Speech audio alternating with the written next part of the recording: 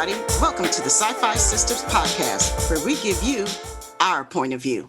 I'm your host, Tamia Harper, and I'm here with my Spicy Spice, OG Spice SyFy Sisters. Got Subrina Woodenhouse. Hey.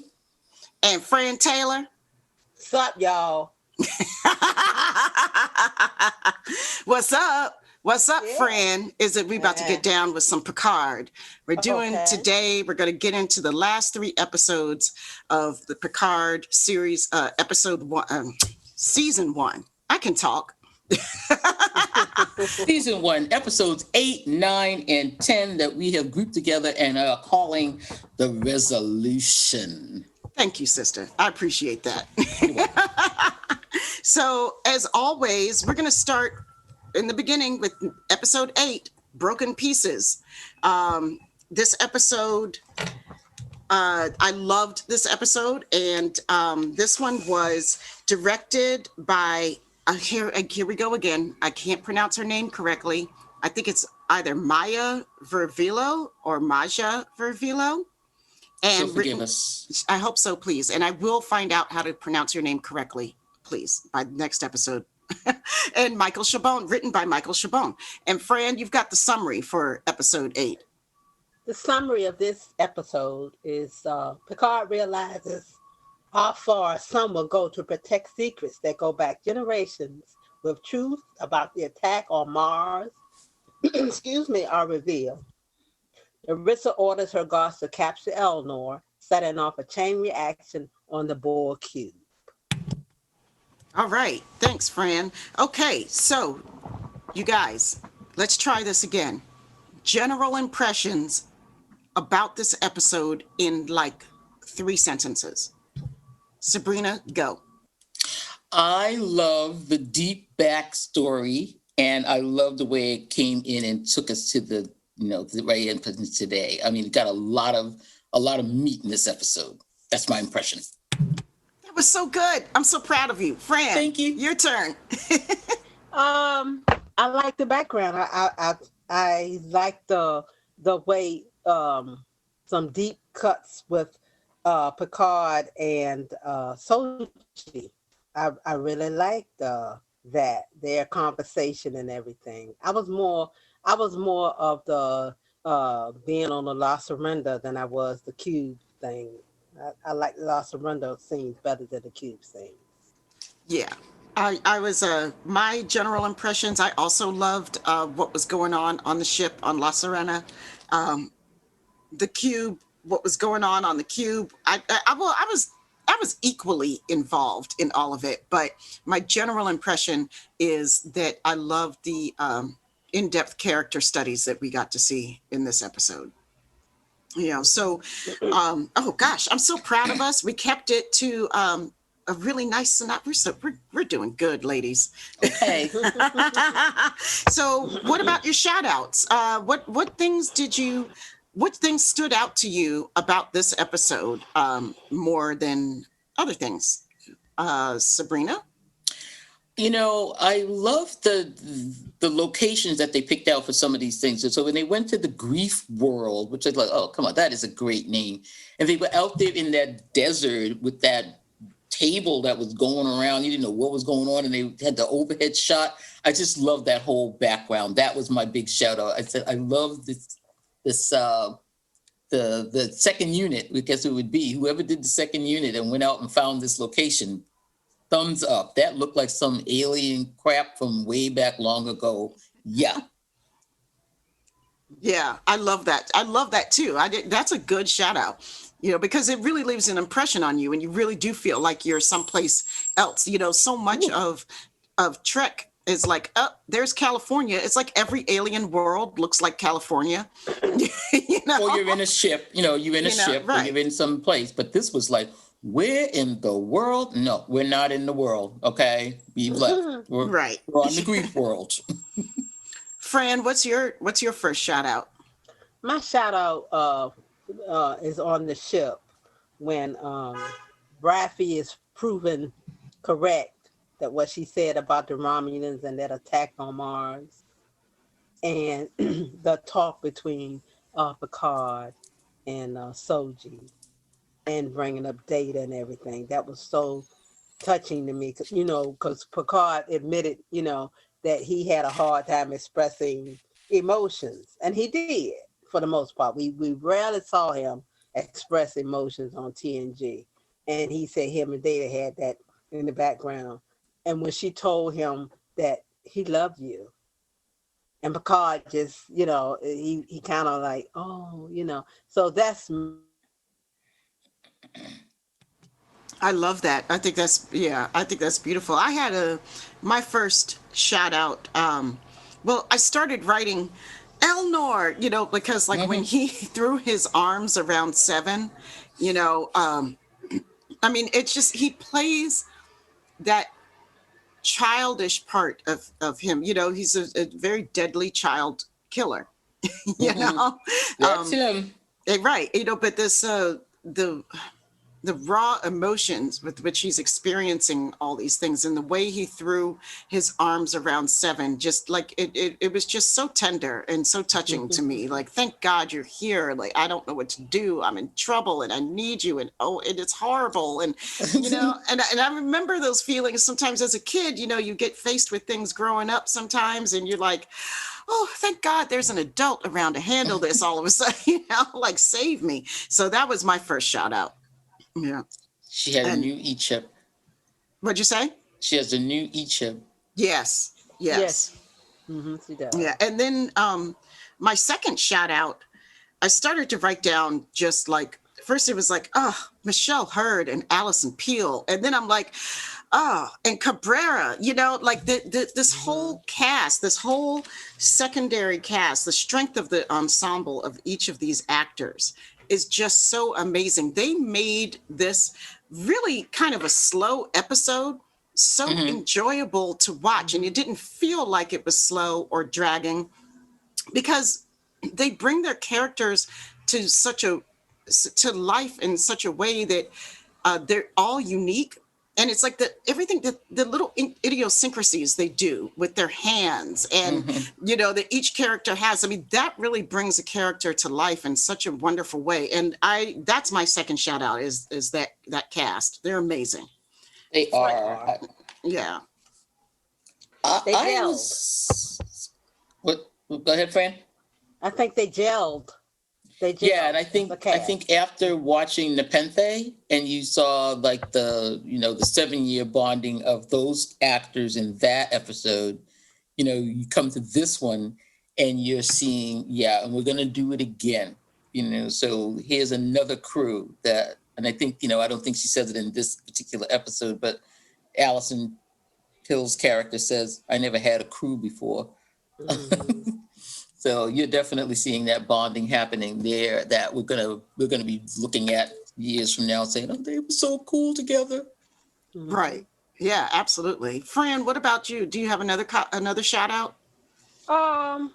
Isn't this the one where she goes in and she talks to him, and Billie Holiday winds up canon for Star Trek, and he's playing the music and everything. He's talking to Raffi, and she said, "Oh, is that his Walkman?"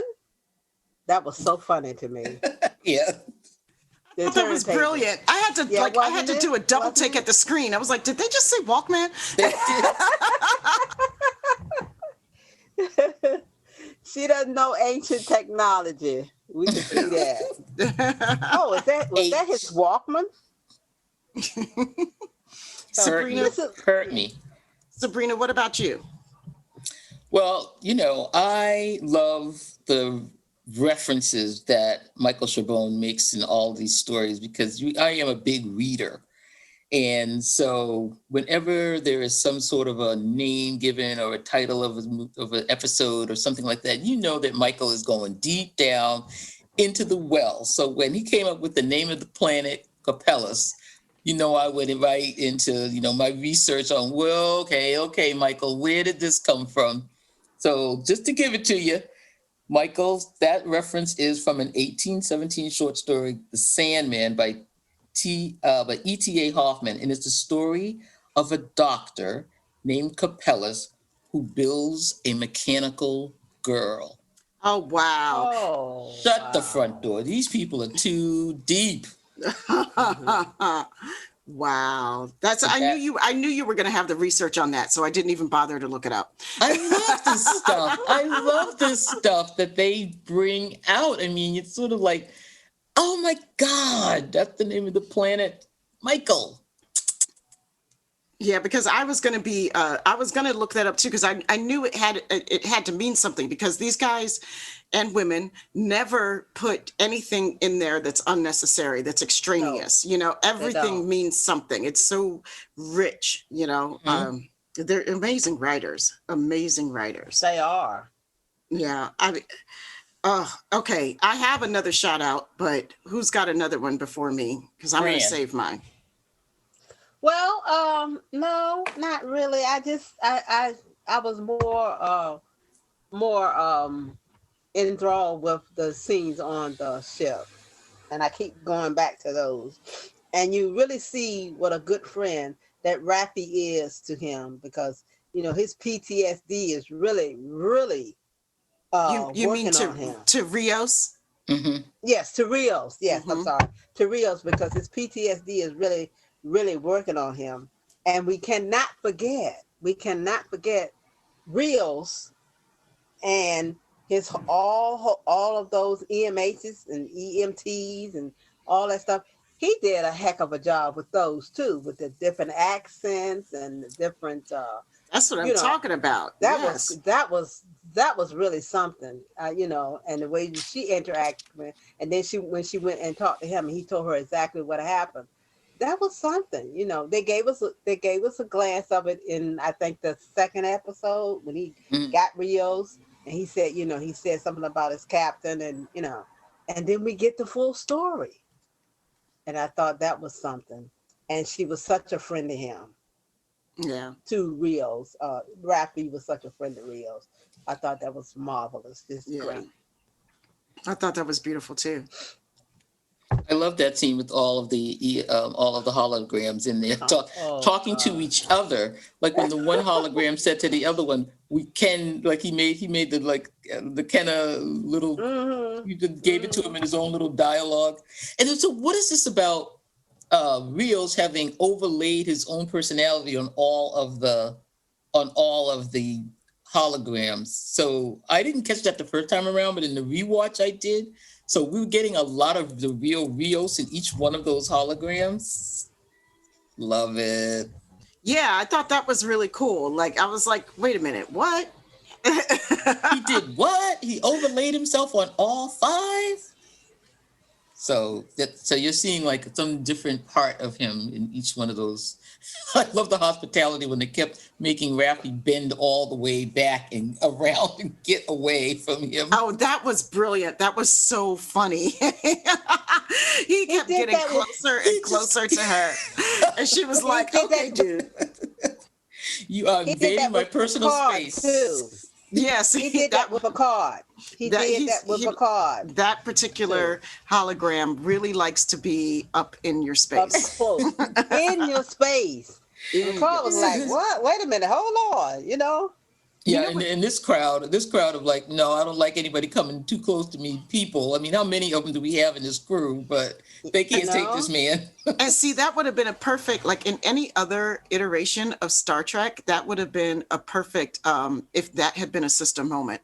Like, because like if that had been a sister, but then I'm like, tag, it was a sister. It was a sister. And she gave it to him. Like, did you see the look on her face when she was like, dude, Back up. step off. Step off. So I've got another oh well, Sabrina, let me hear yours first. Your other shout out. Oh, my other shout out. It was okay. Wait, I forgot what it was. Wait, no. Oh no. What? Going back to the beginning with the eightfold star. When I loved when Raffi figured out that the eightfold star wasn't like conclave of 8 people. It was the star. And then thinking about that, he was sort of like, she goes, you had to take 8 suns and move them and the gravimetric. And I was sitting there like, yeah, like, what is that about? Who could do that?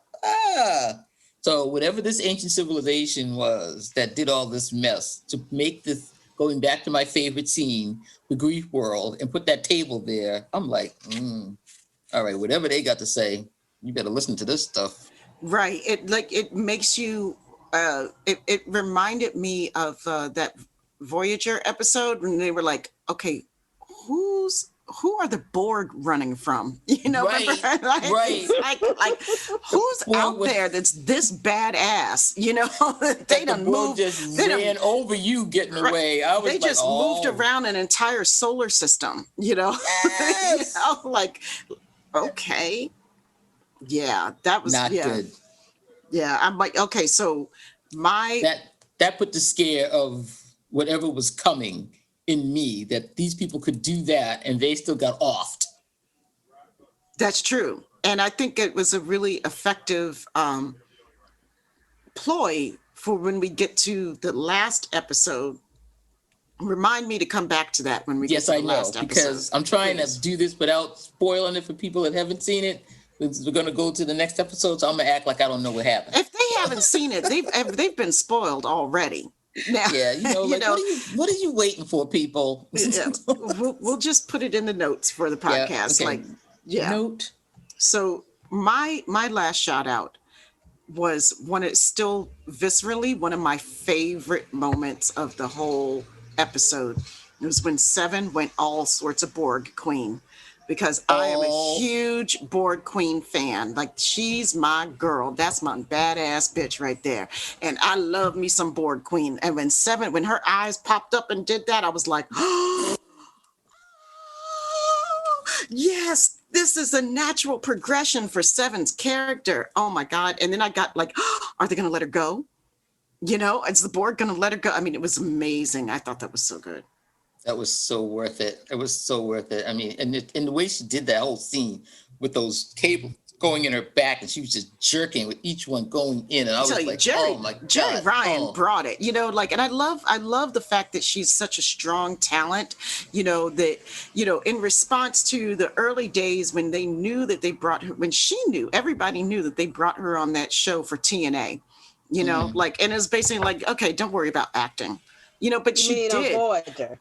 Right, yeah, on Voyager, but right, but she did, like, she acted her ass off, and like, she was so compelling and made that character into something like more than to be ogled, right? And now, like, I love seeing her now because I think her strength is even, you know, doubled, you know, it's just, you know, not physical strength I'm talking about, like the strength of character, you know, that she's bringing, you know, just, I've really become a big fan of hers.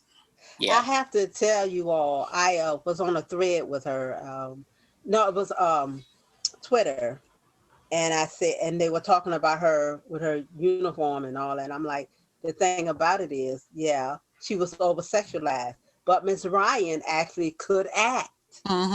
So that made it, you know, she could act. And she liked my comment. And I fangirled out, of course. But I showed it to everybody. I was just, oh, Miss Ryan, you know. Yeah. But it's true. She could actually act. And I said that was obvious on Voyager, you know. So she's a good actor. Yeah. That's it. Yeah. So when Seven goes all Borg Queen, that's my favorite from that. I'm telling you, that was the scariest thing, because it was just like, it wasn't scary, but it was just like, oh baby, now something's gonna happen. She got that stuff. Right. Look out. Go ahead. Yeah, my shout out, you know, some people have complained about the graphics and the CGI in some of these shows, but I loved the way she went into the Queen room and then took that thing apart and sent it up and turned the ship back on, and the ship started rebuilding itself. That was my thing. When that ship started to rebuild, it was just like that time in Next Gen when they were like, they thought they'd shut the cube down and they saw the cube rebuilding, and I was like, oh no, they're coming back. I love that part when Yeah. Seven turned the switch on and the cube was coming back. I was like, oh my God. Yeah, yeah. I never thought I'd be happy to see Borg again, How about exactly? but I Exactly. was because Never thought. right, because I realized that, like, as noble of a storyline as this is, you know, it's sorry, I live in the city, y'all. Hey, what can you do? I don't know if y'all could hear that, but I could hear it. Yeah, we can hear it. Uh-huh.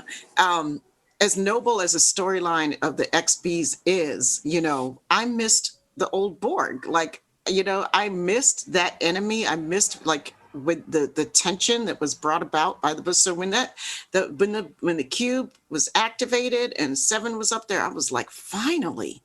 Like, finally, like, bring us something, but it really got me excited for future storylines with her. Yeah. Really whet my appetite. Like, I could have watched a lot more of that, even though I know that this is a different show, All I right. know. All right, so head scratchers. Okay, so we've identified some great stuff that we loved about this episode. So what about head scratchers? Subrina, what's your first one?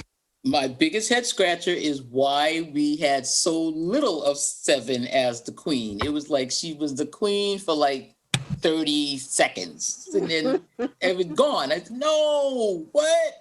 So that was my only head scratcher. I don't know why they bothered to make her the queen and then take it away from us so quickly. That was a big one for me. I mean, I didn't have a lot of head scratchers for this episode, but that one was, I was also right there with you. Like, are you kidding me? She was literally plugged into that thing for 2 seconds. What the hell was the point of all of that? Like, 2 seconds? Are you serious? Like, knock something else out of there. Like, take out some of Narissa's scenes, because, like, I'm Really? telling you, I can't with that girl. Freaking those little CVS nails she's got, like, what the hell? Did you call her some CVS? You talking about, like, you saying Larissa's got some Lee press-ons? Got some Lee press-ons going on. I don't know what happened with makeup there, but she must have come to the studio with her own stuff. Oh, man. Oh, okay, that's rough, dag. It was getting on my nerves. Girl, Fran, did you have a head scratcher for this episode? Not really. No. I thought it was okay. I wasn't too crazy about her being the Borg queen again, because my heart is already, when they were on the cube, where they didn't show them as villains anymore. So my headset around the Borg have completely changed. It's gone like 360. Like, okay, they are victims. Just like they are victims. They were assimilated against their will and everything. And I liked it when she told Eleanor and assimilate them again, and take care of their rights and everything, and subjugate them again. I liked it when she said that. Yeah, and I that was liked great. and I liked the fact that she wasn't Borg queen all that long, because I didn't want them to be subjugated again, because they're different. They're on their own now, and they can do what they need. They can be individuals. So I wasn't too crazy about the Borg queen part. I liked that she took it over, and she went through the Borg tunnel thing there. I like that, and she got there. I like that, but Okay. I didn't like her. That's the next over. episode. Oh, is it? But I like. Sure is. I like the results of what she did. I put it that way. Let me back up. I've already said it now, but I'm like just gonna say that, Fran, you're a big old softie. I am. Yeah. I wanted me some Borg. I wanted some real some real Borg. I wanted some resistance is futile stuff on that wand. Right. I wanted Narissa. I wanted to see that thing come out and go right in her neck. Right.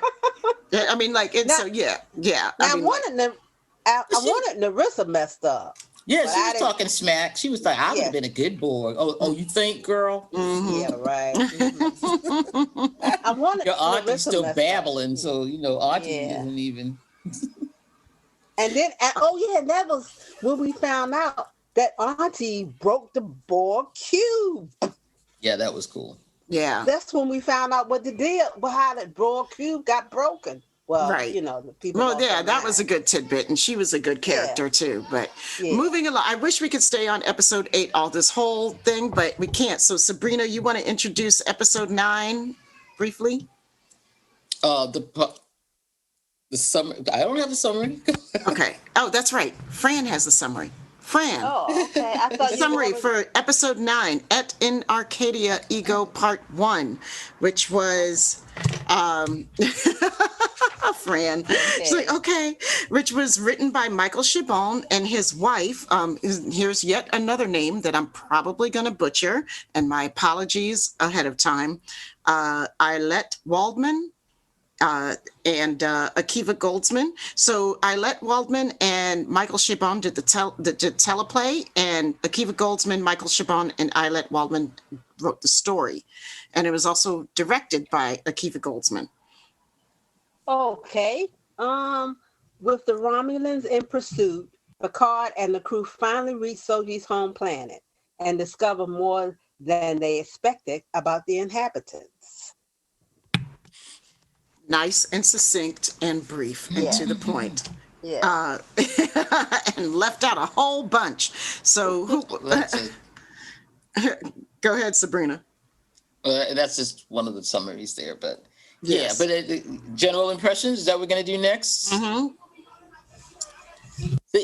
I'll tell you, my first general impression of this episode was that the little enclave where they were living looked so much to me like the Daystrom Institute. I thought we were back in Okinawa.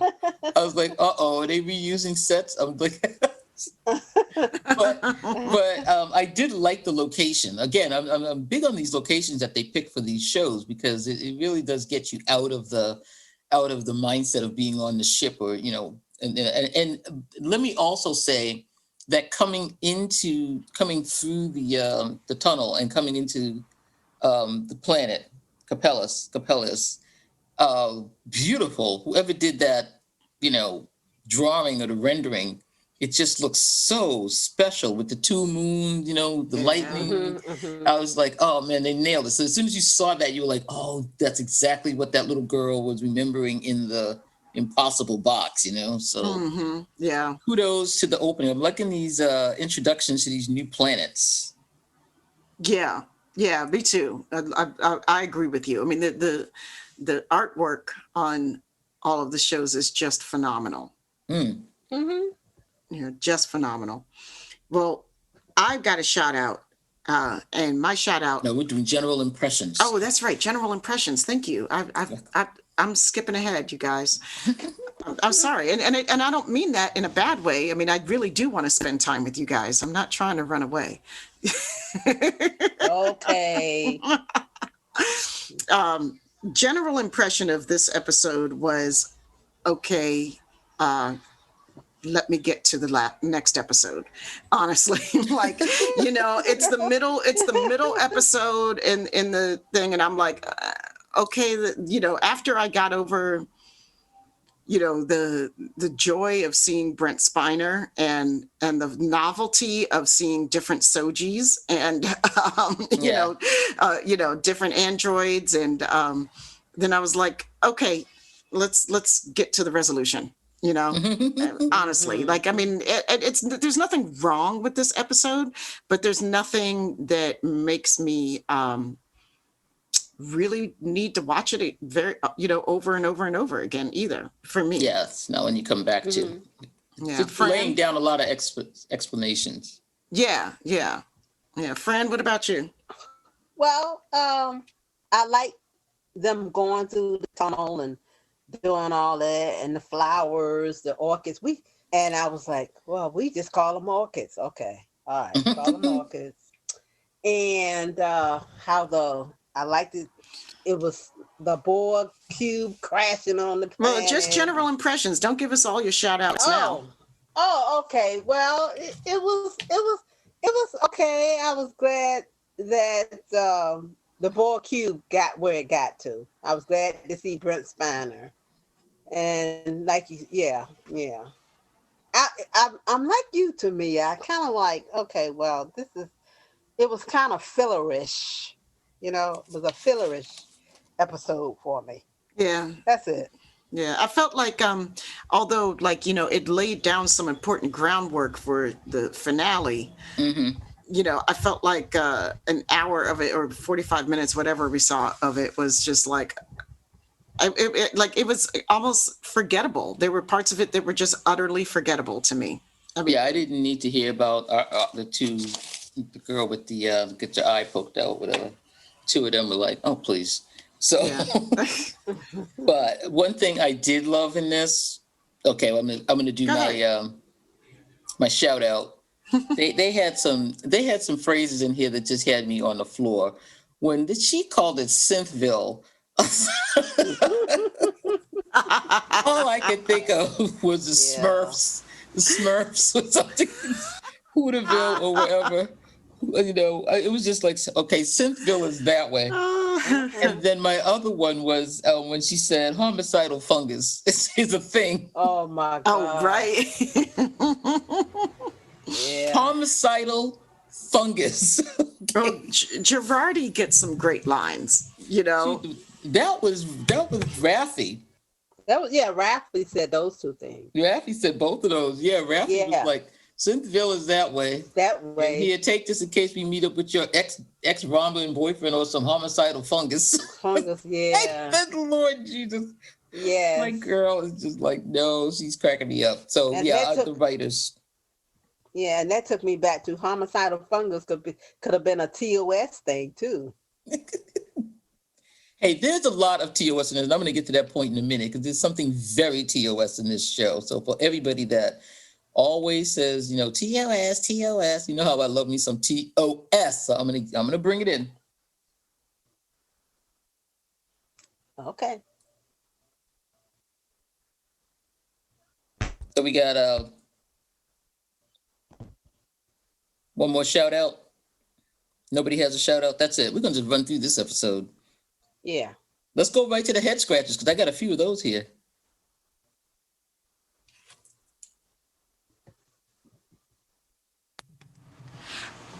Okay, so I was trying to make sure that my shout out was in the right episode, but I'll save it for the next one because we didn't have a. Well, never mind. I'll save it for the next one. I got one for this one though, and my first shout out was the orchids. I did love the orchids. Did you? Okay. I did. I mean, I don't understand them in Star Trek. I don't get them. I don't get them as a biological, but I don't get them, but I like them. Okay. I don't I just thought visually they were stunning. And I thought it was so cool, whatever they did. I did not understand what they were doing to these ships, and I fault honestly, I fault the writers for that, they were dampening. It was like a power dampening. Yeah. And but then they were also, they had, they could shoot stuff too, so. Yeah, it was very weird. It was very weird, but I liked the biotech, aspect of it, Mm-hmm. that's always interested me, Mm-hmm. and I liked thinking about it I thought it was a really cool, different way to think about, biotech, kind of like how weaponry. Right, that's what I'm talking about. And kind of like how Octavia Butler always wrote her aliens as really, truly alien. Mm-hmm. This looked like something that was really, truly alien to us, and I appreciated that. It was scary. Yeah, it was scary. I remember. Go ahead. I'm sorry. Speaking of the orchids, Mm-hmm. in the going back to the very first episode, the orchids in Dodge's apartment. Oh, right. Yeah, they really highlighted them. Mm-hmm. The orchids that she had on that table, you Mm-hmm. saw those orchids. So I'm Yeah. like, okay, orchids. She loves orchids. This is why she loves orchids. Yeah. But they were in his laboratory. Yeah, Right. they were in his the lab, laboratory ship, right? and they were in her apartment. Mm-hmm. And my other shout out in this episode was the one line from Elnor. Like Elnor just comes out like, because you're dying, I was like, Oh my dang, dude, for God. real? Everybody's face just went, okay. And Picard was like, okay, you could keep your mouth shut about that, right? That was a look on his face that he gave. Right, but Girardi was like, it wasn't me, you know? Yeah. Yeah, she's like, I don't know where he got it from. I don't know. I don't know. Yeah, but I mean, you know, again, the childlike qualities of Elnor, you know, like it just Love it. endears him straight to my heart, you know? Yep. How about when he said in the other episode, I forgot, are you gonna assimilate me now?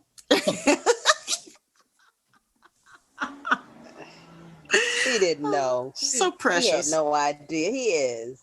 He Like, I had just no want to know, idea. should I get ready? My Okay. shout out, Uh-huh. shout out is for Alison Pill's scene where she figures out that Picard is dying and she's got the tricorder on him. And he's like basically says, what did you find? And she doesn't say anything. Her face just starts this little bit of a tremble. And he knows that she knows, and she can do that little tremble lip, eye tear up thing so well. Yes. Oh my God. She just nailed it. She's like, had me going. She's just like, no dialogue, just cry face. I got written down here in my note, cry Yeah. face. Yeah. And I did cry. Like I was starting to cry at that point. She was the trigger. Yeah. She's so good. She is so She's good so- with that. Yeah, great. she's really amazing. She's great. Yeah, she's great. Okay, well, you know, what about head scratchers? Let's get into them, you know? I got one. two. I got one right off the break, and I'm Go gonna go ahead. with. What's yours? Okay. So you're telling me that now, like an artificial life form knows how to do a Vulcan mind meld? Thank you. Like, what the hell? Like, did we just cross into fantasy territory here? Yeah, because nah. Like, I'm like, I've loved everything that they've done up to this point, but they really pissed me off with that. You know, like, I mean, there's just no way that you can give me a rational explanation for an android, even if these are like more than androids, you know, being able to do a Vulcan mind meld. Especially since you're trying to tell me that you had all this stuff that you were working on with the engrams and you were doing all the stuff that you were going to be able to mind transfer and all that, but you had to leave that back in the office and come out there with some Vulcan mind meld from Girardi to a positronic brain. I'm like, Right. no, just hook her up to something. That would have made Thank more you. sense to me. That would have made a lot more sense. It felt like they were like, oh, well, Discovery did so much, you know, so much fan service. Maybe we got to give some fan service in here to make fans happy. But that was just No. wrong and inappropriate. That was like, mm-mm. Yeah, I wasn't having it. Fran, what did you think about that? I agree. It didn't make sense to me that she could do a Vulcan mind meld. It didn't make sense whatsoever. Mm-mm. So yeah, no. And you know what? I didn't think the way that now this might be deep, but the way that Brent Spiner delivered his lines, Mhm. I don't think he believed it either.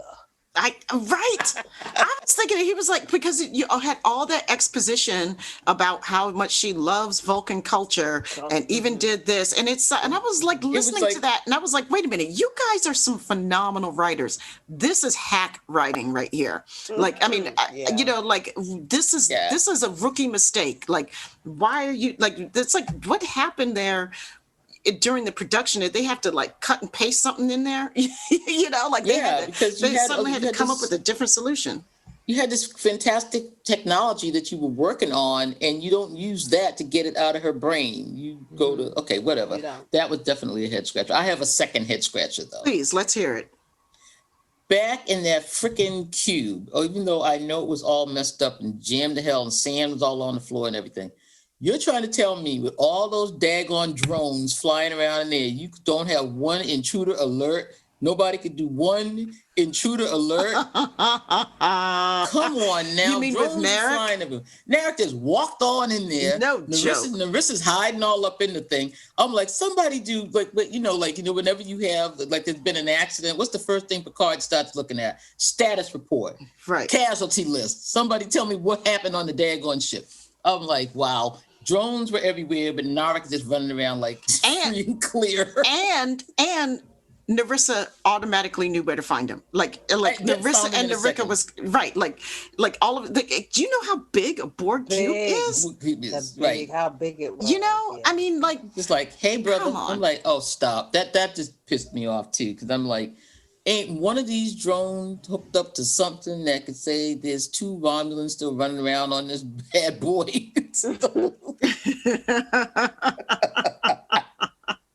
But okay. What I did love, and it was just like so freaking scary. It took me right back to Girl Scout Beaver Brook in Massachusetts camp out when he was telling the story of the oh yeah, the skin of children and the skull head, and she beat it so bad till her heart burst. I was like, ah! Yeah. Ghost stories around the campfire. Right. Lord Jesus. Ghost stories around the campfire with your enemy. You know, That was some twisted stuff. You know? I love that And part. then, Though. okay, so when did they get the gift? Was that episode 9 or episode 10? The When they gift get that what? they just use your imagination gift. They got it in 8. No, they just 9. got it. 9. Okay, so Yeah, it was they did 9. it was at the end of 9, right? Yeah. And Okay. and it was like, was it Arcana who gave it to them, right? And she said, just use your imagination. It could be, and I wrote down, Star Trek has a sonic screwdriver. You know, I mean, like there were so many incidents in this final episode, and I mean in this penultimate episode, and then the final episode, where it's like we went into the realm of fantasy all of a sudden. You know, she was like, just imagine what you want it to do, and it'll do it. Really? So where did that technology come from? How did Bruce Maddox come up with that one? You might want to ship that over to Starfleet Command if that would have got you back in town. You know, just imagine what you want it to do. And I mean, so that was another head scratcher for me. I'm like, okay, now we're just getting into the unbelievable category, and you wrote your characters into a situation and you don't have a plausible means to get them out of it. You know, Really? So we're just going to bring in some magical elements and couch it in some science, couch it in a science costume, you know. Because I'm sure to God that patch, because I mean, you had some duct tape, that stuff would have been okay after that. Duct tape works everywhere, right? Yeah, it was like she used it and Girardi just happened to pick it up, and it was like, oh, come on now. Yeah, Okay. it was, yeah.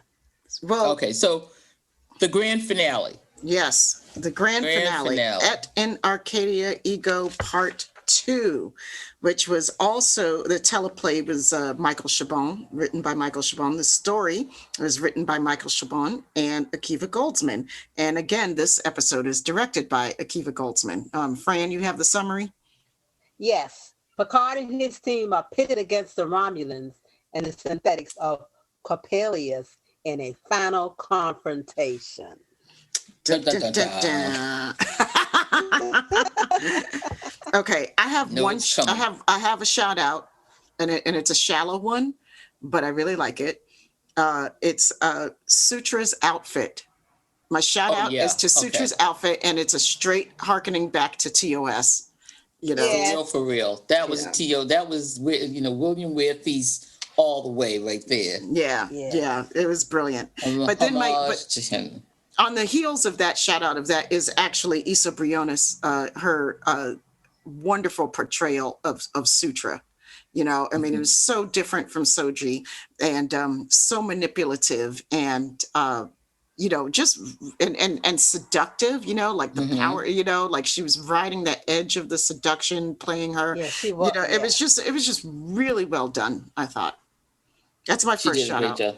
Yep. Fran. But it's general impressions again. But okay. Oh, I Obviously, did. don't You know wanna why? do Because you got time. Go ahead. we got time. Okay, we got time. Fine. Fine. Okay, so my general impression that as a wrap up, pretty damn good. Yeah. You know, I was satisfied. I felt like the story came to a satisfactory conclusion, and it had me looking forward to what's coming next. Fran. Same thing here. Oh, go ahead. No, Virginia, you- you always get the last one. Go ahead.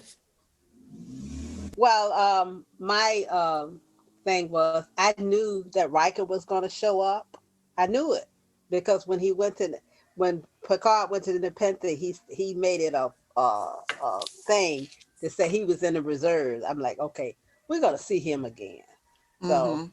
I knew my general impression was, okay, Starfleet comes to rescue, and they did. So basically, they did. That was my general impression. But losing Picard was, Wait. General impressions. yeah, that's what I'm Oh, saying. okay. All right. All right. I thought You you were know, going to a different one. My bad. no.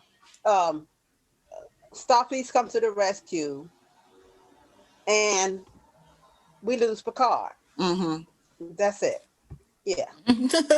Shorten it up Sorry. now. I'm sorry. I derailed you. All right, my general impression of this ending, which is like the finale of, the first Picard season, this has got to be big doings, and they did it. It was a Yeah. great ending. I thought this finale was right up there with the finale for TNG, which I think is one of the most emotionally satisfying of all the endings of the Star Trek franchises. My heart was broken at the end of DS9.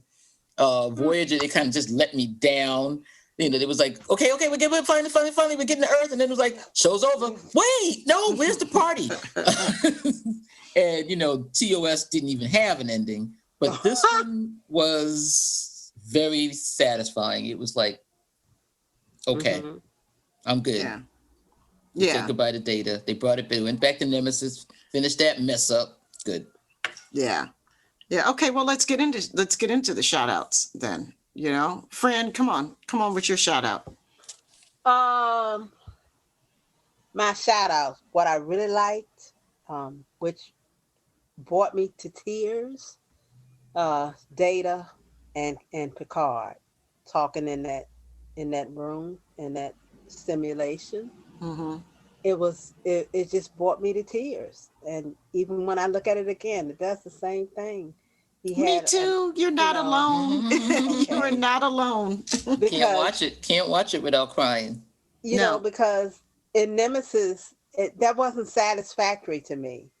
That ending of Data wasn't satisfactory. I mean, they just blew him up. And I was like, so that's why I only looked at that movie once, because I didn't like what they did there. However, this was a great, I thought, send off for the character and for Picard and Data to actually say goodbye, and their I love yous and all that. It was, it was just I it was magnificent. I thought it was a great send off, as far as it is. And I saw somewhere where Patrick Stewart said it was really hard for him to do that scene where he stood up and he looked back and said, "Goodbye, Commander." Mm-hmm. Mm. Mm-hmm. So because it was heartfelt. You could just see it and feel it. Well, I could see it and feel it. So that was my highlight of that whole thing, was that conversation between the two of them. So What now about you? maybe he won't have these, he won't have this survivor's guilt and those dreams that he keeps having, Yeah. because there was really Right. no closure. Right. Okay, I'm done. Right. Yeah. Good point. Sabrina?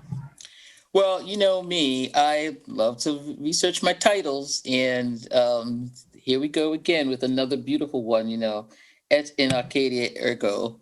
And that is the title of a French Baroque painting, painted back in 1637 by Nicolas Poussin.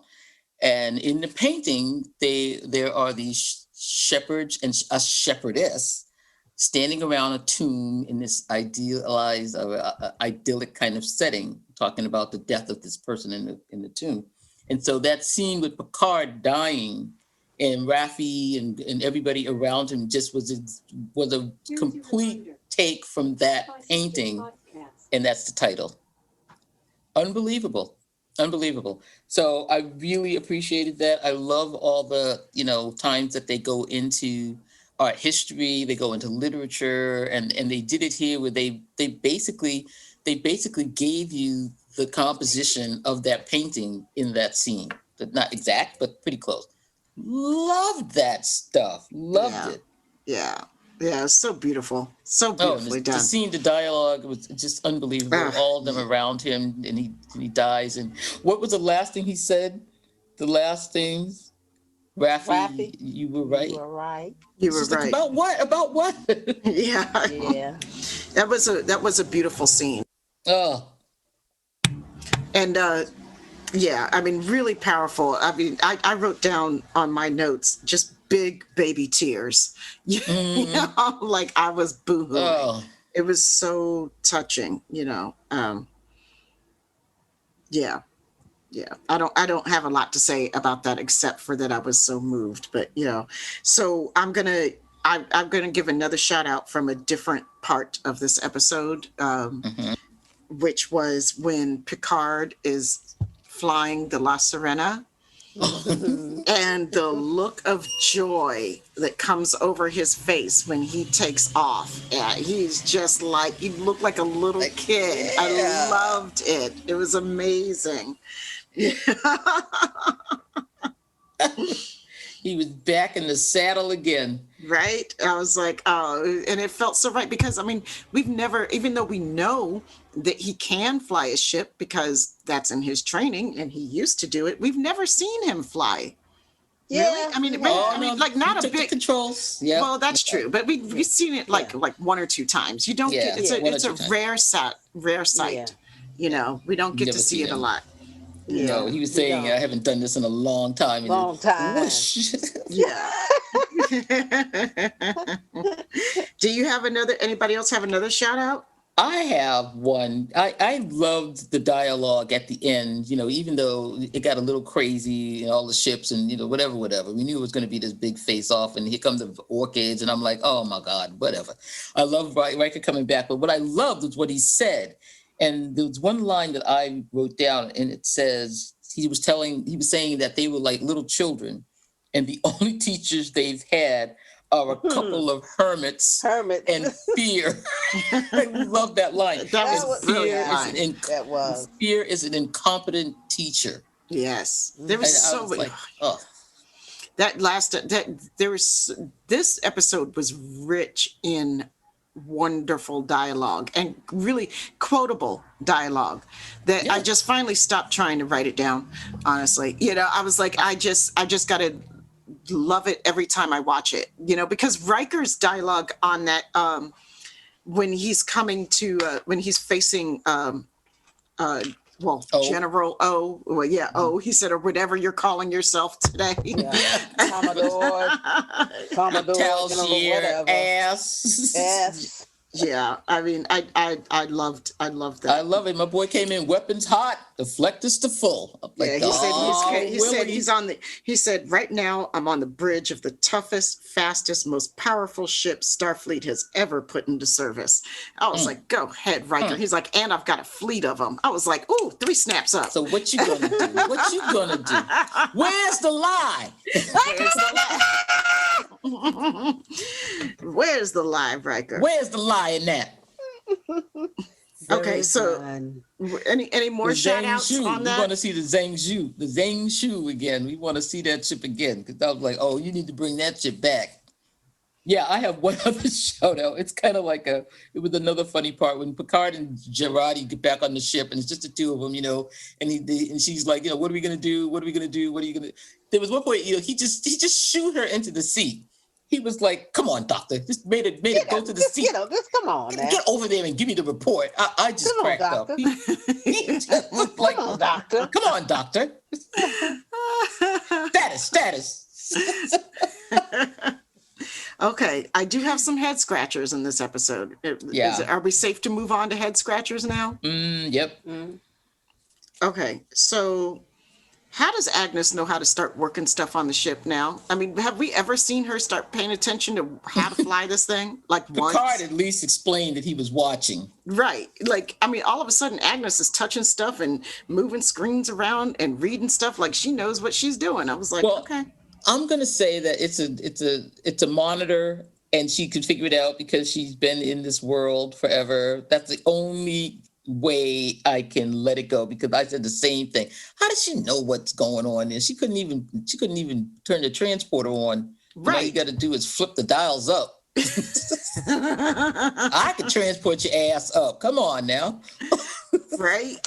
Okay. All right. So it's not just me. Like, okay, I'm not wasn't the only just one, but I'm me. going to take your explanation for that and give them. And just let it go. I'm just going to let it ride. Yeah. Yeah. Okay, But can I can I bring in my just?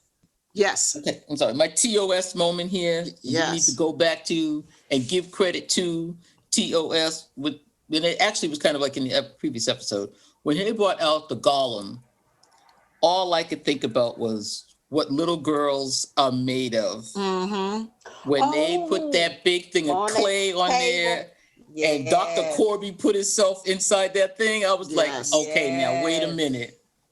Wait a minute. We've seen this before. And then I Yep. also thought about Turnabout Intruder. I was Yes. like, oh my God, they're transferring minds into bodies. Mhm. We've done this mess. Okay, TOS. Mhm. Thank you. Mhm. Mm-hmm. Mhm. Right. And Thank that you. was a nice call out. That was a nice callback. Somebody go back and watch what little girls are made of. 'Cause that was really truly a golem. Yeah. Right. That was a On true that on golem. that on that round thing spinning Right. around and blah blah They blah. turned that Yeah. thing around and there was Kirk And that was Kurt all over again. wearing a towel. Ooh, baby. I'm sorry. So we I just want to ask this question.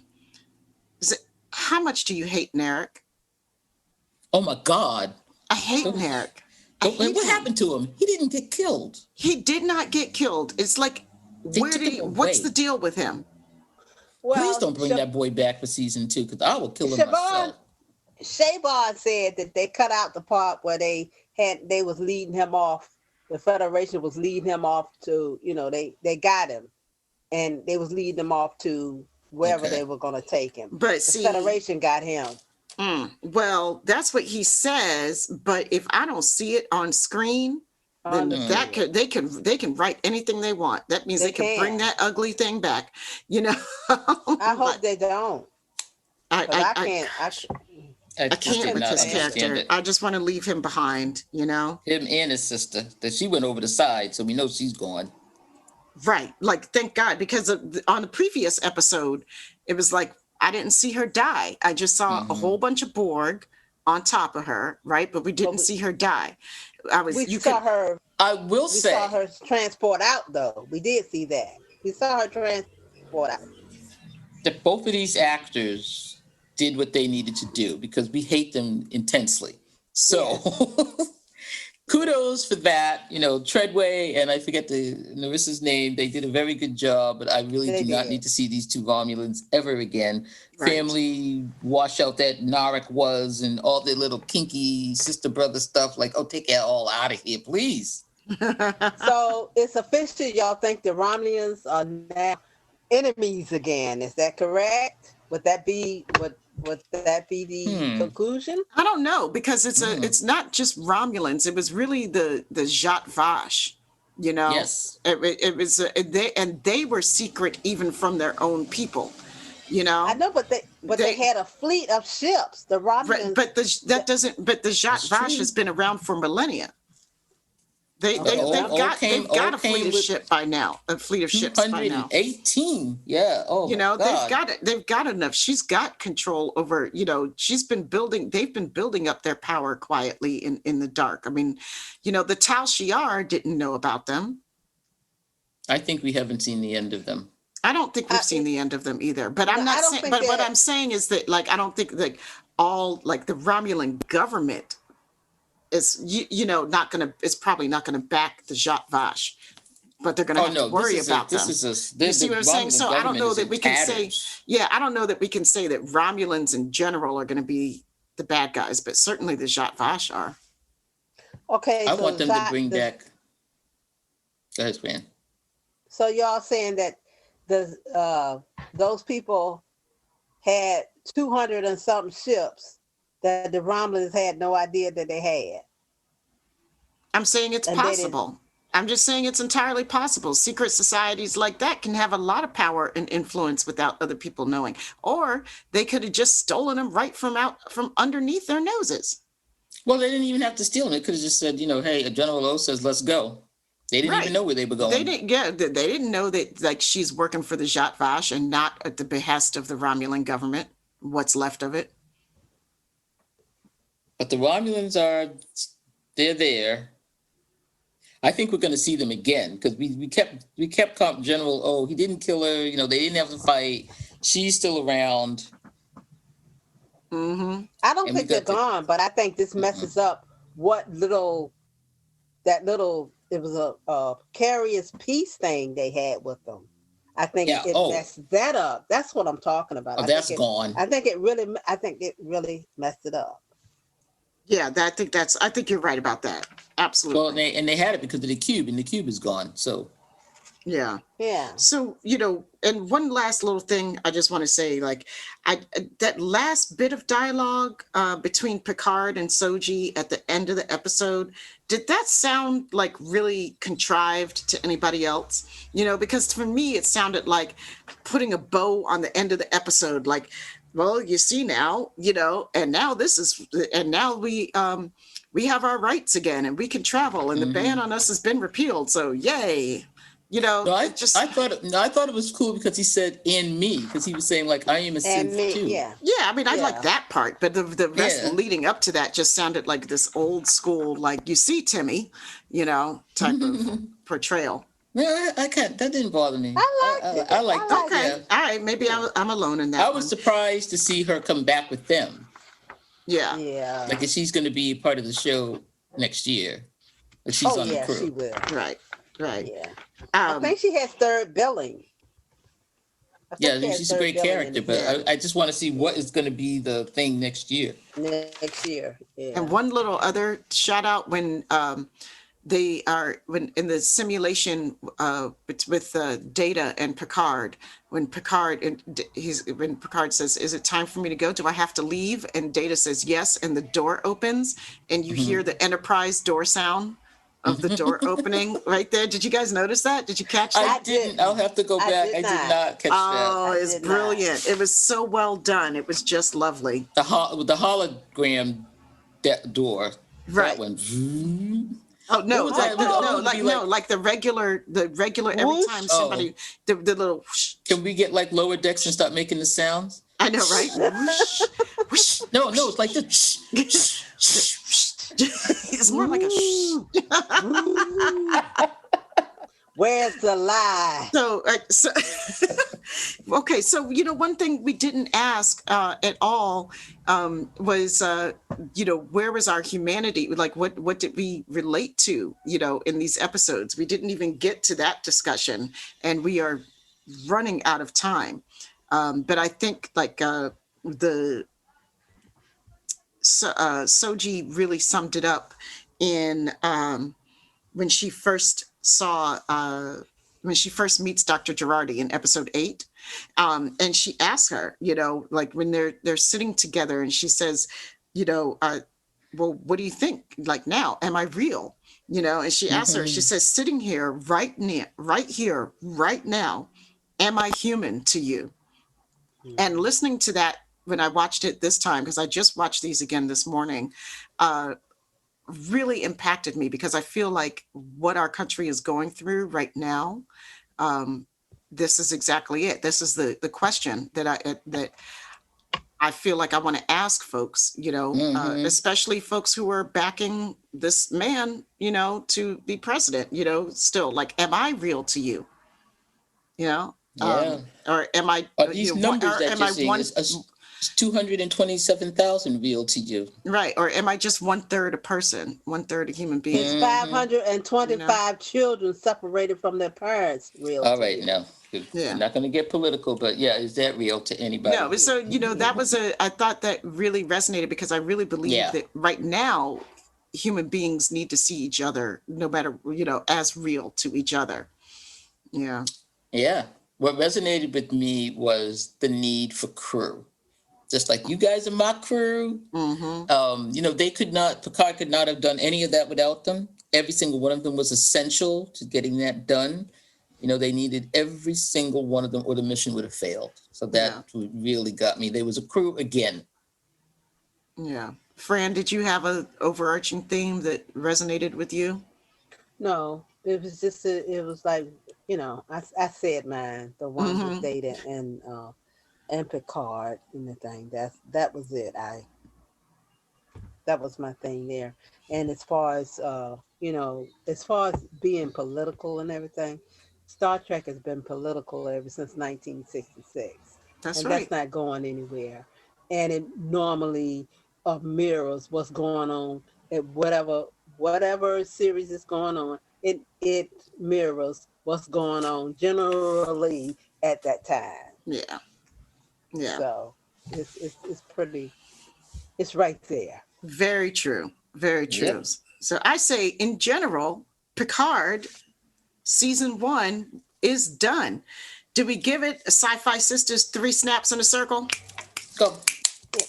That's what I'm Yeah. talking about. Yep. That's what I'm talking about, because it Where's was the wonderful. lie? Where's the lie? That's right.